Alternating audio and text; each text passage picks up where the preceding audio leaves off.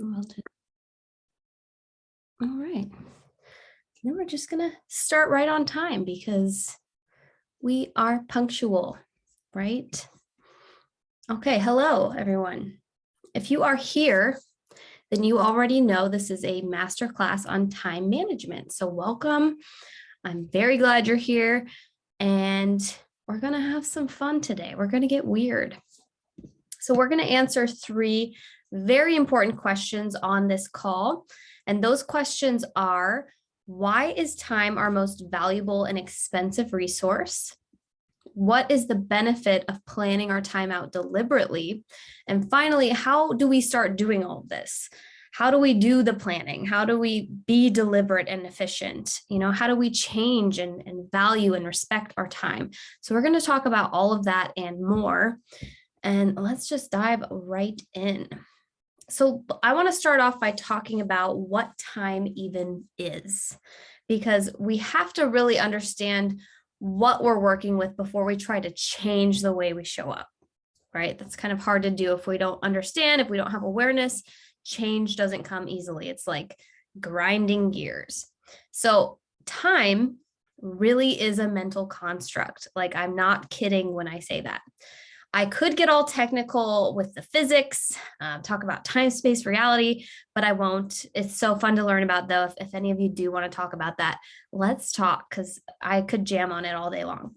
But time is entirely a construct. And that's why an exciting romantic vacation can feel like it went by in 5 seconds, but sitting in line at the DMV for 1 hour can feel like 6 years. So even though it is a mental construct, our society has agreed upon how to measure time and how to track time.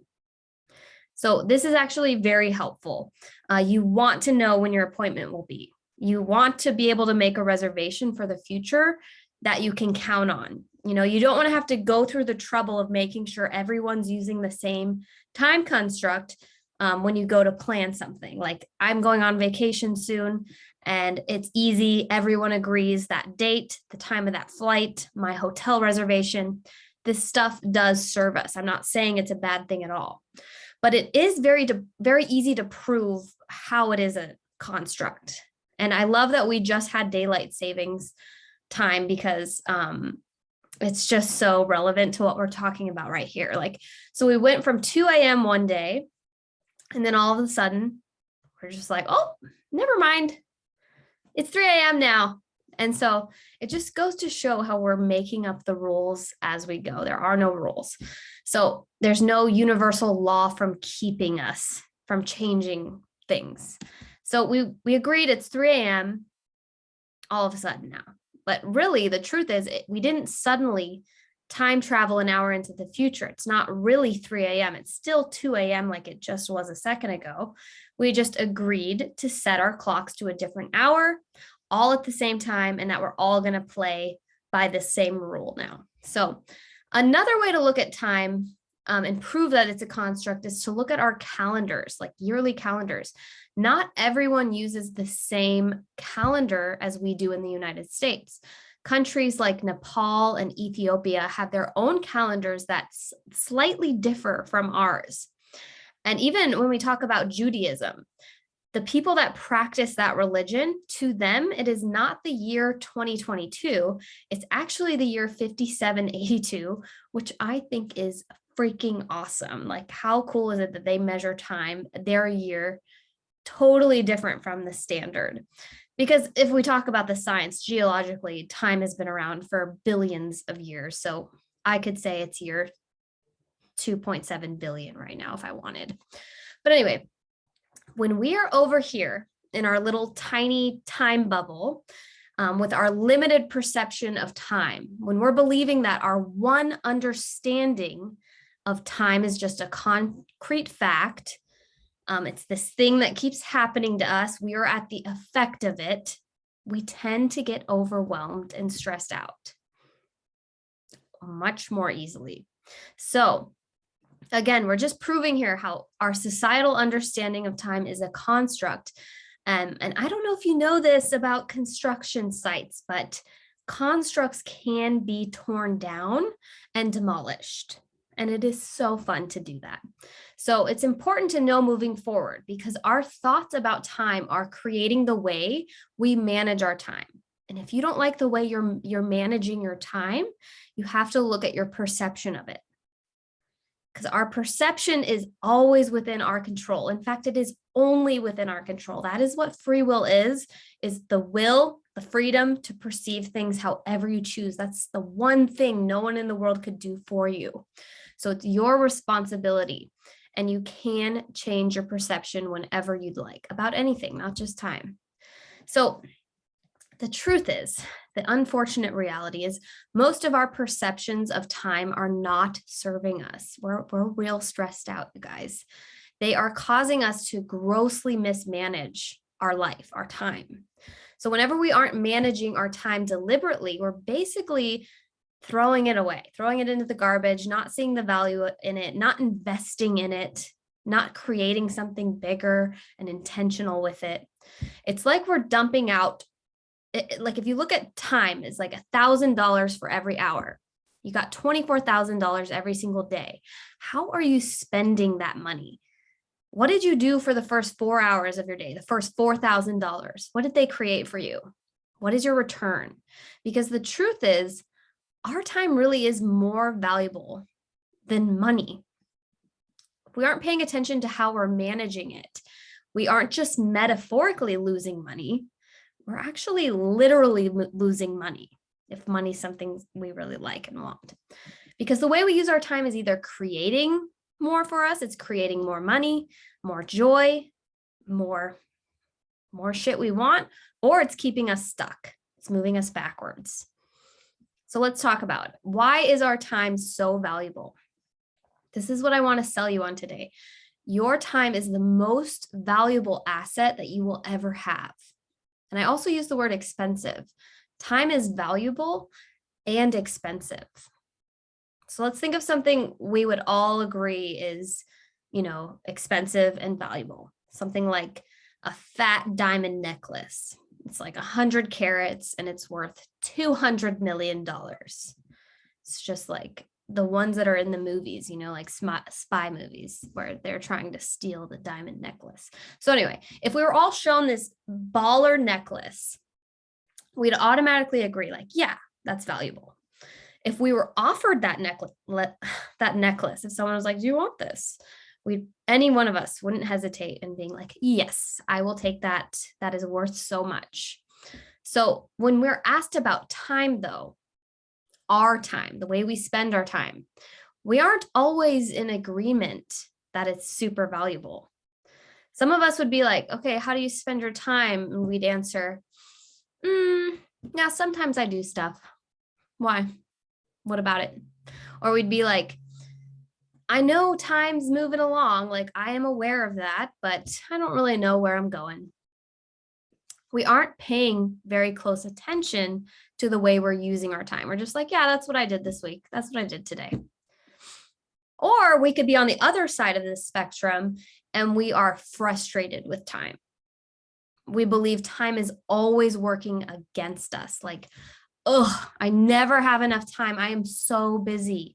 I can't seem to catch up. I can't wait for things to just die down. This day, this week, this month is going to be so stressful. I have so much to do. I'll never get it all done. It's overwhelming. I can't wait till it's over. Blah, blah, blah, blah, blah. We've all been there, right? Or we've heard someone who's there. So another thing we do is we use our time as an excuse for why we can't do something or create something or fix something we want to fix. When we decide ahead of time that we never have enough, we literally make ourselves a victim to our own perception of time. And our perception of time is a choice, right? It's not something that's happening to you. It's within your control. Okay, so we're either feeling indifferent about time or we're feeling victimized.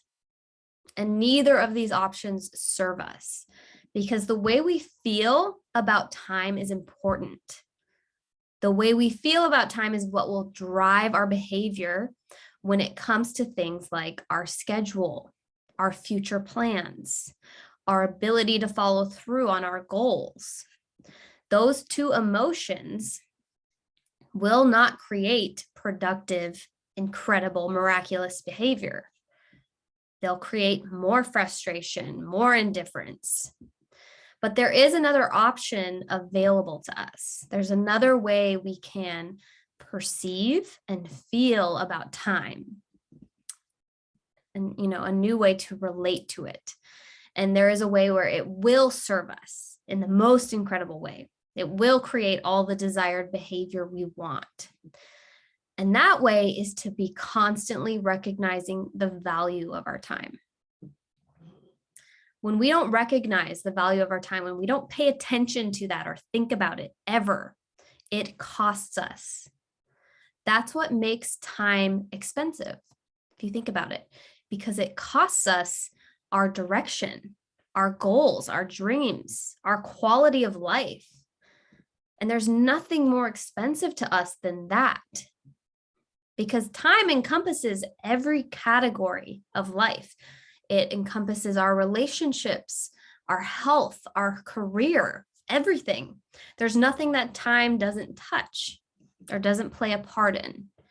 And so when we aren't paying close attention, we start to believe that things like diamonds or other inanimate objects are really more valuable than time. But diamonds can't give you what time can. Diamonds don't have the ability to jump into your brain, change all your thoughts and feelings, and switch directions for you. That's your responsibility. They don't give a shit if you plan your life ahead of time or not. Diamonds will also outlive you by a long shot. They're pretty tough. They can weather storms for hundreds of years, but we can't. We won't be here that long. Our time is a finite resource. It doesn't matter how much money someone might have. This is what really evens the playing field here, because none of us have the ability to buy more time. It's just not possible. No one has that privilege, no matter how much material wealth they've amassed. But at the end of the day, it's usually the thing people want the most. If you talk to someone on their deathbed, they aren't going to be asking for the diamond necklace. No, that's not valuable to them. What's valuable is time, wanting more time, wishing for more of it, more time to learn or play or travel or just sit with someone you love. Time is freaking precious and it's fleeting. No one knows when time is up for them, right? When we assume we have all the time in the world, we aren't careful with it. Most of us don't want to think about time being finite, but if we don't think about it, if we avoid thinking about it, it's not going to help us focus on valuing it more. It's going to help us to be even more indifferent about it. It's going to help us feel entitled to it, which is not a useful emotion. So if we keep treating it with indifference or disdain or frustration, there won't be a valuable return for us. So step one is we have to change our perception of time in order to start deliberately managing it. And I'm going to say that again because what I just said, is the solution to every single time management problem you will ever have. You have to change your perception of time in order to start deliberately managing your time. You have to change the way you actually think and feel about time. Like I was saying above, I'm going to pretend it's the year 4 billion today. I have permission to do that. Anyway, there's an exact way to do this, but it never happens overnight, because when it comes to the science of belief, we don't just switch from like believing our lives are stressful, believing our schedules are stressful, to believing they're happy and easy overnight. That is not how this works. And the truth is, indifference and victimization are actually very common default settings in our brain. They're very practiced. We're very familiar with them. But pretty much all they are is old, dusty ass thoughts that we've just practiced over and over again.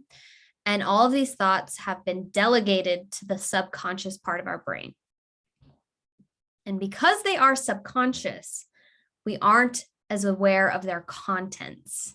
We don't really know what we're doing. It's all subconscious. We aren't as aware of how crappy and disempowering they are. So real quick, whenever anything is delegated to the subconscious part of our brain, we basically are resigning control over that thing to a default setting. And from there on out, we let our brains manage our choices, manage our behaviors and feelings surrounding that thing. Right? If we leave it to the subconscious, we aren't doing it for ourselves on purpose. We're just letting it happen how it happens. So evolutionarily speaking, this whole subconscious process really served us. And in many ways, it still does. It's a cool thing we can do. Whenever we drive a car, brush our teeth, pour a glass of water, we don't have to like figure it out all over again, how to do it.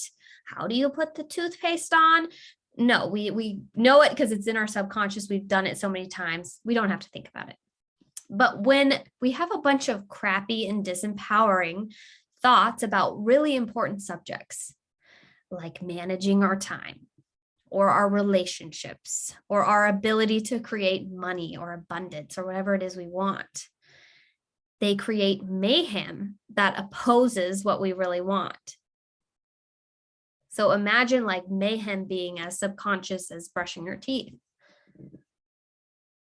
We feel crazy because we don't know how to take responsibility for our control over them. We want to change our results, but we don't know how because it's all in our subconscious. We feel like we have access denied to actually knowing how to change it. But I have the access code. Okay, I didn't plan to say that. I don't know why I just said that. I'm so sorry. So anyway, if we want to change our results, we have to get into our subconscious and clean it up manually. We have to actually regain control over our subconscious brains. And that is possible. We can do that. We do have the ability to do that. Because we evolved to have the subconscious work this way, here's a little caveat. Our brain does not like to go back in there and change things around. And when I say change things around, I mean literally change our perception of something. We veto the old perception and we create an entirely new one, a whole new program, like all new code about time, new code about relationships. And the brain resists this process entirely. It does not like to do this. That's why most of us will want to try something like I want to go to this new class, or I want to start using this calendar I bought, but we won't do it because the brain is like, no, you can't change. This is already in our subconscious. We're not doing anything about it. And the reason is the brain wants things to be easy, pleasurable, predictable, and safe. But safe to the brain just means familiar. And unfortunately, sometimes what is familiar to us is straight chaos. It's not working out. The brain doesn't care though. It's keeping it all familiar because it's lazy and doesn't want to use the energy to change. So we have to have compassion that this is how we're wired. We have to accept that. You're never going to want to go change your perception. We have to forgive ourselves for choosing familiarity for so long, even though it wasn't serving us, even though we didn't understand why we were doing that. And then we have to step in and finally become the adults of our brain. We have to put our foot down and say, hey, I know you don't want to change this, but we're going to do it anyway, and it's going to be okay. You're going to be safe. I know it feels like you're dying. I know it feels like you're in danger and being threatened, but you're not. And we're going to get through this together. Because that process is freaking uncomfortable. I'm not going to lie. I'm not going to put roses and daisies on something that's not roses and daisies. Learning how to feel uncomfortable on purpose is something we have to practice. We have to master it as a skill. And once it is a skill, once it's become something that we can delegate to the unconscious, it is the best skill to have. It serves us in so many ways. So once we fully understand that we have a choice here, we get to decide how we want to show up in every area of our life. Then we have to ask ourselves, do I want to keep living in a state of panic, in a state of stress and overwhelm? Or do I want to start living in a state of planning? Planning is the opposite of panic. When you fail to plan to fail. Okay, another thing I didn't plan on saying, but there I go. I can't stop myself. Okay. And that brings us to our next question. And that is, what is the benefit of planning our time out deliberately? And before I answer this, I'm going to try to paint two very clear pictures for you. But first, I'm going to have some coffee, okay? How are you guys doing? Do you have any questions? Anything that's confusing you? Just use the chat box if you want. Okay, so question 2, what is the benefit of planning our time out deliberately? So here's the picture number 1. This is where your subconscious is calling all of the shots. It's completely in control of you and how you spend your time. And it's the one where you, and then, okay, that's the first picture. The second picture is going to be the one where you are in control of your brain. You've gone back in, you've done the work to carefully decide how you'd like to think and feel about your time. So first up, we're going to talk about the subconscious brain being in charge. And when this is the case, we are sloppy. We are freaking sloppy Joes, you guys. We are not using our time efficiently. We are disorganized. Even if our house looks nice, organized, and clean, mentally, we are disorganized. It doesn't really matter. But usually if we're disorganized mentally, that is reflected in our outer world. Not always. We can be really disorganized inside and be really organized outside, but just notice how that's usually the case. We are frazzled. That's not a fun feeling. We're constantly using our busyness as an excuse for why we can't do the things we really want to be doing. This is the saddest thing in the world to me. We lie to ourselves and make an excuse for why we can't do what we really want. Nope, don't put me down for that. I don't want to make excuses. So we're distracted. We are professional procrastinators. And let me break down procrastination for you, because this just blows my mind. The first time I learned about this, I was like, that's what I'm doing. So we push off what really needs to be done, something important, something that kind of scares us, something we don't want to feel uncomfortable and do. And we push it off as long as we can until the deadline starts getting closer and closer and closer. And then all of a sudden, the deadline becomes more scary to us than the actual tasks itself. And we just like break out into this superhuman ability to like do this big thing in the remaining hour before that deadline. But the thing is, we don't do it well or thoroughly. It's not an enjoyable process. It's like miserable to do this. We use up all the time we have to get something done, just like feeling like shit. And then we get it done at the last second and we feel crappy about it. So rinse and repeat, that is procrastination. Another thing is when we don't manage our brains, we're also believing all of the lies that our thoughts hand us. Our thoughts pretend they are just like reciting the news. They are the news anchor every night and they're like, here's today's news. But they're all just optional thoughts and we believe them. We believe they're facts, but they're never facts. If it's not a concrete, factual, objective reality truth, it's a thought, and thoughts are totally optional. So when we say, I'm busy, I'm behind, I'm overwhelmed, and that's all our schedule's fault. These are all lies, okay? It's not like we don't have control over our schedule. It's not like we don't have control over our brains and our life. We do. But when we think the deadlines and the due dates are what is creating our feeling of overwhelm, that's not true. That's just our sloppy perception of time that's making us feel that way. That's our responsibility. Okay. Because you could give two people the same exact to-do list. And if they had, very different perception of time, let's say one person values their time, respects their time, and has really created an intentional way of looking at it. And the other person, they're over here still in the subconscious, not really aware of how they think about time and not paying much attention. So they are going to feel very differently in these two instances, in the same circumstance, the same to-do list, and they are going to behave very differently. So the first person, the subconscious person, let's say, they're going to be like, oh my God, this is too much. I'll never get all of this done in time. This is going to be so stressful. This is going to suck. Oh, I just want it to be over. And all of these thoughts and responses point to evidence of an unmanaged mind. This person's going to procrastinate. This person is going to forge ahead without planning carefully, without taking time to think about it, to feel uncomfortable on purpose. They're just going to dive right in and be sloppy. And so if that resonates with you, just notice it. Don't judge yourself. Don't be like, oh man, I'm stupid. Just let it sink in like, oh, this is how I'm showing up, and gather data. Okay. Scientists don't judge their data.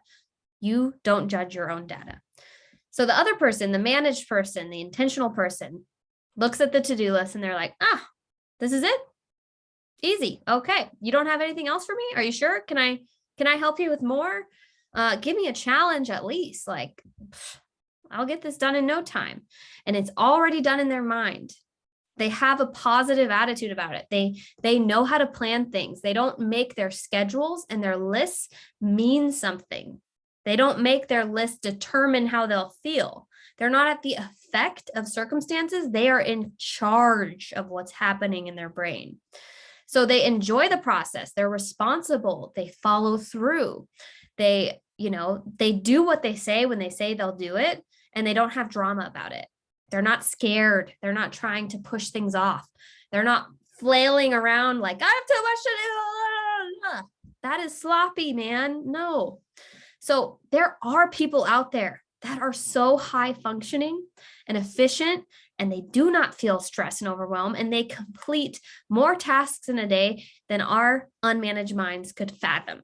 I always think of Mindy Kaling. I don't know if you guys know her. She was like on The Office back in the day. She's big time now. And she will like work on a show set. She'll like direct. She'll be writing a new movie. She'll be writing a book. She'll be acting in 7 shows at once. And people give her so much praise because she is so high functioning. Like, I'm pretty sure Oprah even like complimented her, like, damn, you're amazing. That is just a result of a really efficiently managed mind, an intentional mind, a person who is not feeling like a victim to life, but who is like creating everything they want and giving no excuses as to why they can't do it, or they're too busy, or it's too hard. So I've also changed my perception of time. And it serves me now. I've become more like the second person, the managed person. I will tell you, I'm not trying to, I will be transparent here. I used to be the first person, right? I used to be so overwhelmed by my life. Like when I was in college, a tiny little paper or a small assignment, it would ruin my whole life. I was like, I can't function. I have a paper due in 2 weeks and I can't talk to you. I can't do anything fun until I do it.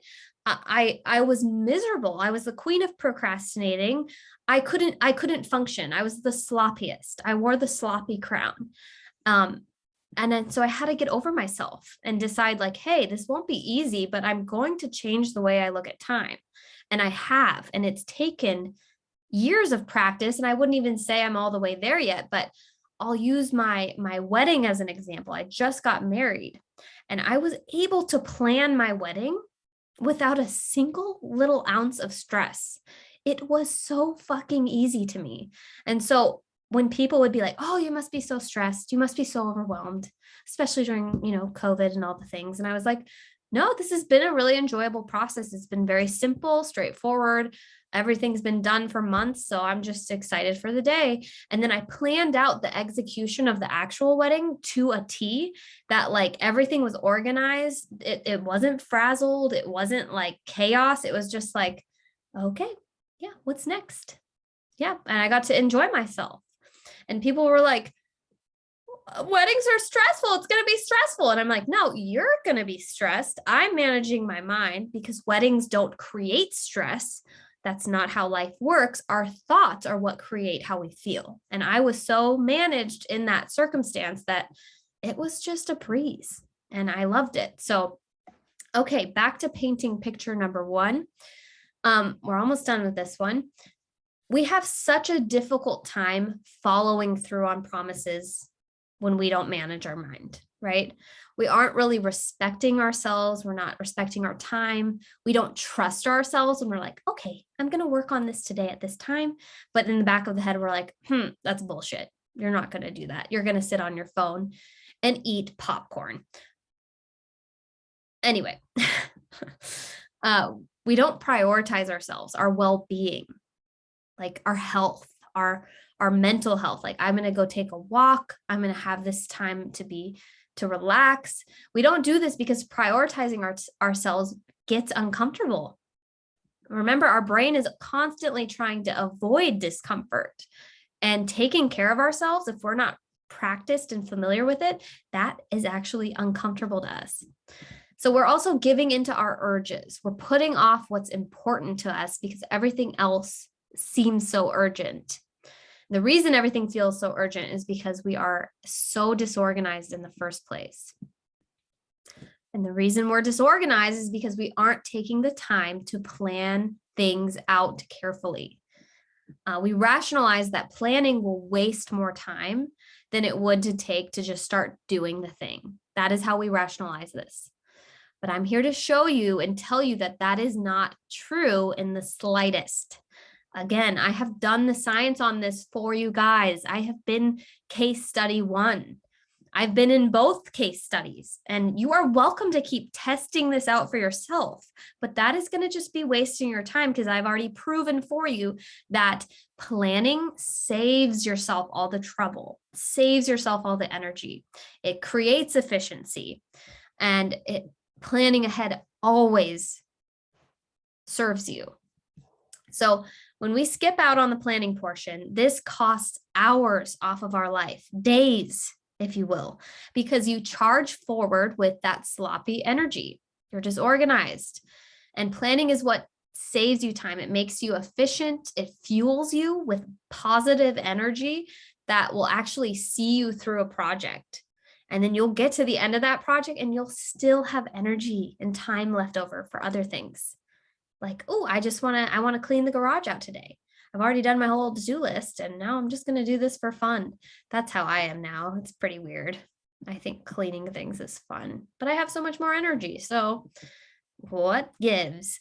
So most of us are trying to use willpower to get things done. And willpower is not something that we have reserves upon reserves of. When we run out of willpower, which we always do, we just shut down. We're exhausted. We literally I can't even. And then it takes forever to get us started back up again. And that is a big time and energy waster in itself. We get decision fatigue from trying to make all the decisions in the moment while we're reacting to everything instead of planning out our decisions well ahead of time. So when we get to that moment, it's already decided. We don't have to think about it. It's done. Move on. No fatigue. We attempt to keep our entire to-do list up in our head, and then we feel drained from trying to remember, what am I supposed to be doing now? Okay, and then I was going to do this. Okay, and then how am I going to do that? Okay. It's so in the moment and so reactive and so inefficient. So even when we do have downtime, instead of actually relaxing and enjoying it, we feel stressed and frazzled still because we haven't resolved things. We haven't planned still. So when we're watching TV or just taking a moment to ourselves, we're not enjoying it. We're just thinking about what we could be doing in this time. We're thinking about what we haven't gotten done yet, or what we did do, but we didn't do it very good. And we should go back and change that.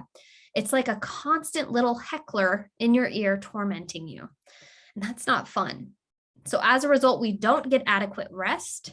We don't get adequate downtime. We never really experience the true spontaneity or the freedom that we say we want, because that's usually the excuse people make as to why they don't schedule their time out. They're like, oh, I just don't want to feel restricted. I don't want to feel like every second is planned out. That's boring. But planning creates the opposite of restriction. Like, if you could recognize this one truth, planning is what opens up space, real space for rest, for recovery, for focusing on the important things, and knowing that not everything is so urgent. We get to experience real pleasure, real presence, if you will. And that is a result of planning. So another thing is, a lot of us feel like we have to do all the things. And this is also not true. We don't have to do shit. We don't have to go to our jobs. We don't have to take care of our kids. We don't have to be responsible. We don't have to do any of it, because it is always a choice. We are not a helpless victim to our to-do list. If we believe we are prisoners of our own life, it makes sense why we feel so freaking crazy. So if no one has told you yet today, you don't have to do anything you don't want to do. You could quit your job. You don't have to go to your job. You could leave the country. You could do whatever you want. People do it all the time. That's how I know it's true. People literally do it all the time. So don't lie to yourself, because that's not nice. But really, for most of us, we want to do these things, right? We want our job. We want to be responsible. We want to take care of things that we love. But when we aren't careful with how we think about these things, we get stuck in a victim mindset. We get stuck in believing we don't have a say in anything and we're just helpless. So in this picture, that was a lot, I know, but we are metaphorically dumping the dollars into the shredder. We're not capitalizing on the time we have. We are squandering it. And that costs us more value than any kind of diamond that's out there. So let's see how that compares to the other picture, the one where we are willing to take ownership of our mismanaged minds, and where we are willing to get in there, get uncomfortable, and clean things up and plan. So imagine what it would feel like if everything was always taken care of for you.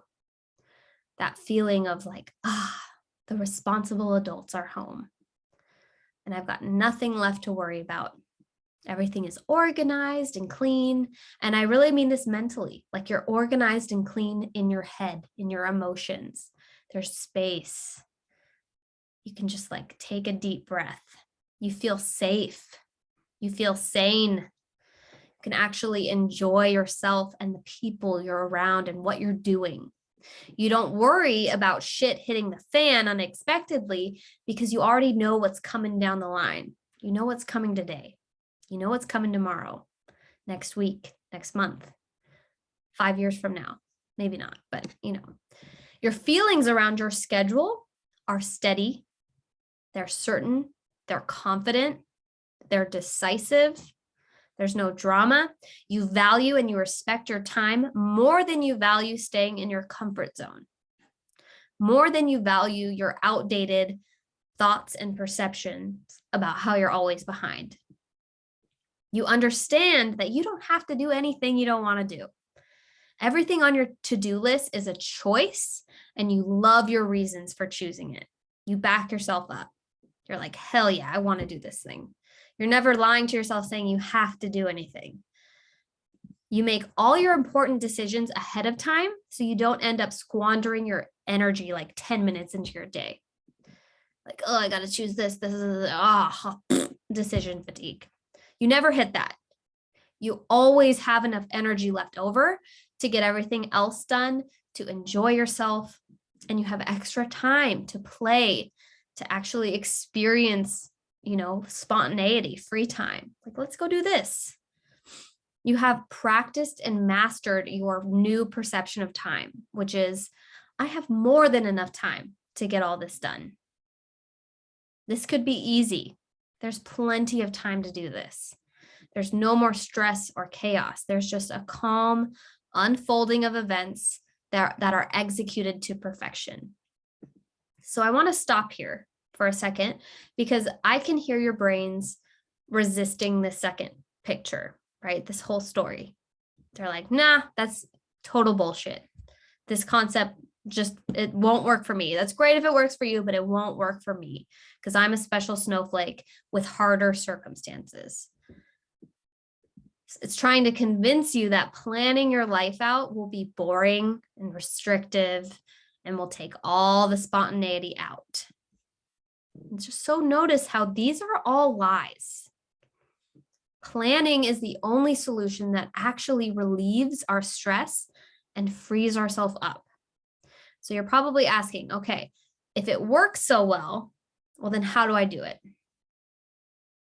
And I wish it was as straightforward as like telling you the 3-point plan in the remaining minutes of this masterclass, but the answer is not that easy. I will give you something, but it's not that easy.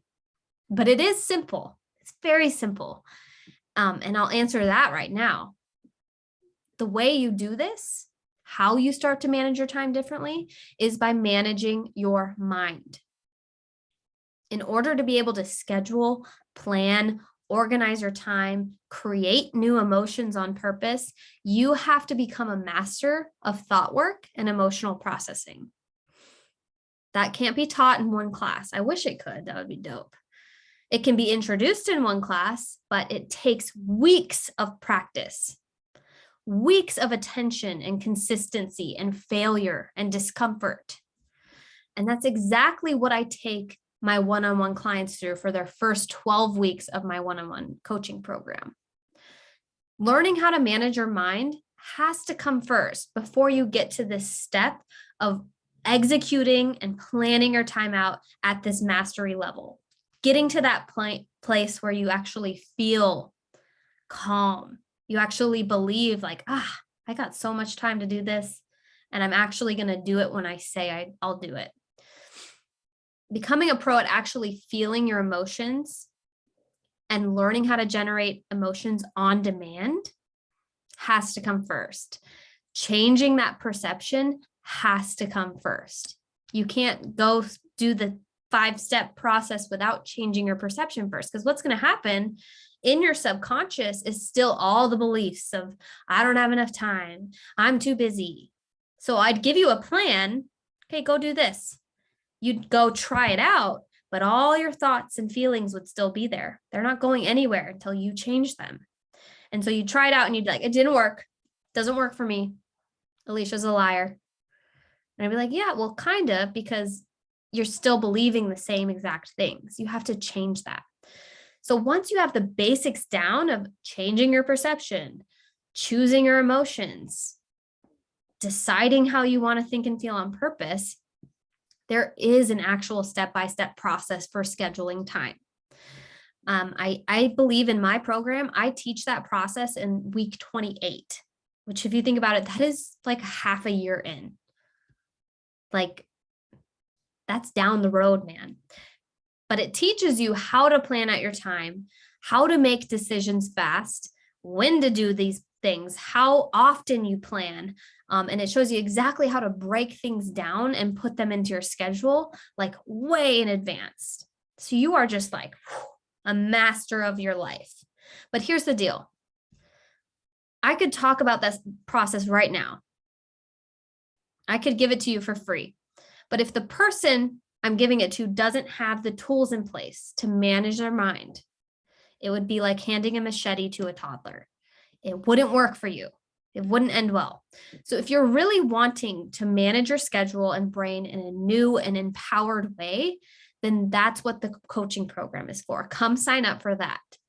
Start there, because that program is for the people who are ready to start taking complete ownership of their life. They're ready to go in there, go into their mind, get all uncomfortable, and do the hard work of changing their perception. That's some of the hardest work we'll ever do. The program is for the people that want to go out there and do big things, and they're ready to stop being hindered by their old beliefs, their dusty old thoughts.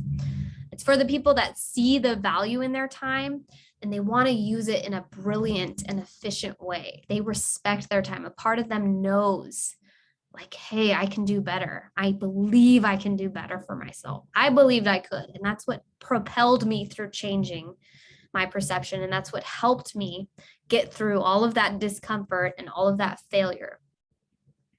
And watch your brain, because even for something like signing up for a coaching program, it wants to not do it, right? It wants to indulge in confusion. It wants to push it off, be like, oh, now's not a good time. It wants to procrastinate, right? It's waiting for something outside of you to change your thoughts and feelings for you. That's not how it works. You have to be the one in charge. You have to make the decision and act now if you want a change. Because the truth is, we think not going after our ideal life or investing in ourselves is saving us from having to feel the uncomfortable and scared emotions. But we are going to feel uncomfortable and scared no matter what. That's part of the deal. That's part of our human experience. It is so uncomfortable to feel, stressed and overwhelmed. Those are very uncomfortable emotions. But it is also uncomfortable to feel self-discipline, to question our outdated beliefs, to go into our subconscious that is literally like, don't come in here. And it's our choice. So we get to pick what kind of uncomfortable we want to be. One will give us more chaos. One will give us more calm. So pick your poison. What do you want? You're going to be uncomfortable no matter what. So we just have to notice that our human brains will choose whatever is familiar to us. We'll choose stress and chaos over what we really desire, like peace and freedom, real spontaneity. If what we desire goes against our subconscious patterns, we will actually choose the familiar, right? The subconscious is the familiar part. And even if it's awful, even if it sucks, we will choose it over what we really want. And that's so sad. So if you feel crazy, like, God, I just want to show up in the way I want to, I just want to change my relationship, I just want to manage my schedule better, there's a reason it's not happening for you. You are not crazy. You have a healthy, normal human brain. But there is a way to fix this. There is a way to approach this where you can get the thing you want. And I'm like living proof of that. I cannot, when I say like I was sloppy and disorganized, not just with my time, but with everything in my life, I mean it. And now when I tell you I'm not, it's just the living proof of this work, the living proof of going in and changing your perception, the only thing you have control over. It serves us in the most powerful way. So with all of that said, I do want to leave you guys with some homework. I do want to help you get started, in the right direction. So get a pen and paper, and I want you to answer these questions on your own time for yourself. What are your current beliefs about time? We have to start there. We have to build awareness. What do you think when someone asks you about your schedule? When you look at your schedule, what do you think? So get clear on that first. What are your current beliefs about time? And then what do you want your beliefs to be about time? Do you want to believe you have more than enough time? Do you want to believe scheduling things is easy? Do you want that feeling of like rest and like I did everything I could do and the day is done and I feel great about it? What do you want your beliefs to be? And then how do you manage your time now? Like, how are you currently managing your time? What do you do? Do you have anything? Do you have like a calendar? Do you use your iPhone for your calendar? Do you just like write it on a scrap piece of paper? This is my to-do list. How do you do it right now? And then answer, what do you want to change about that? If anything. What about that works for you and what doesn't work for you? Just gather that information. And then if you really want to know like the process to schedule out your time, reach out to me. I will literally give you the whole thing. If you're like, hey, I think I'm ready for this. I think I do manage my time and I'm ready to learn and I want that scheduling process, I will give it to you 100% for free. All you have to do is book on my website, aliciaturnercoaching.com. I will just give that to you. I'll give you that week.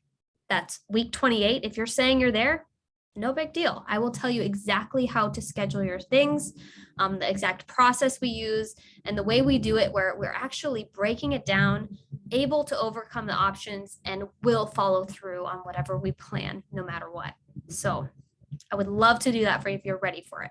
If you're not ready, then maybe just book a session with me and we can get you started in the right direction. We can do a coaching session and we can help you that way. So just remember, please, with this type of work, when it comes to our mental and emotional lives, there is never a quick fix. There's never a change everything overnight, figure it all out in an instant approach. That is not how this works. So I'm not going to ever promise you that. This takes so much patience. It takes time. It takes compassion for ourselves. It's literally rebuilding block by block a foundation for the way we operate. This is not easy, but it is simple. It is straightforward. If you are just willing to commit to it, if you're willing to be uncomfortable and you've decided ahead of time, like, I'm going all in on myself. I believe if I change these things, if I show up to these things, it will give me a valuable return, because it does. And if a part of you has that voice saying like, oh, we can do this, I believe in myself, then listen to it. If not for you, for everyone around you, because this work doesn't just benefit yourself, it benefits the whole wide world. And if you haven't noticed, the world is a little bit iffy.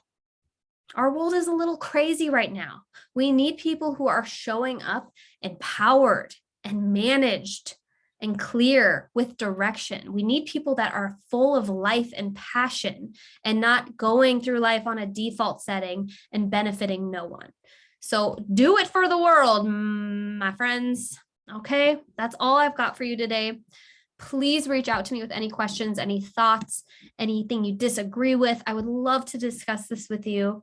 And if you're ready to book that consult, then do so on my website, aliciaturnercoaching.com. And that's it for this month's masterclass. I will see you guys in April. I don't know what the topic will be yet, but it'll be awesome. So have an amazing day. And oh, thank you. Thank you, Madison. You rock. All right, guys. I'll see you next time. Adios.